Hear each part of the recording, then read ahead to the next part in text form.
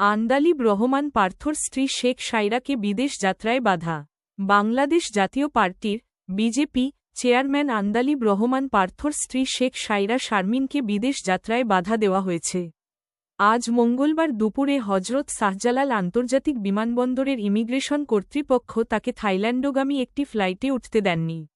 বিমানবন্দর সংশ্লিষ্ট একটি সূত্র জানিয়েছে, শেখ সায়রা শারমিন দুপুর 1:35 যাত্রার জন্য থাই এয়ারলাইন্সের TG-322 ফ্লাইটে চেক ইন করলেও ইমিগ্রেশন থেকে তাকে থামিয়ে দেওয়া হয়। শেখ সায়রা শারমিন শেখ মুজিবুর রহমানের ভাতিজা শেখ হেলাল উদ্দিনের মেয়ে এবং সাবেক সংসদ সদস্য শেখ তন্ময়ের বোন। শেখ হেলাল আওয়ামী লীগের রাজনীতিতে সক্রিয় এবং বাগেরহাট 1 আসন থেকে নৌকা প্রতীক নিয়ে সংসদ সদস্য নির্বাচিত হয়েছিলেন। বাগেরহাট -2 আসন থেকে তার ছেলে শেখ তন্ময়ও একই প্রতীকে নির্বাচিত হন।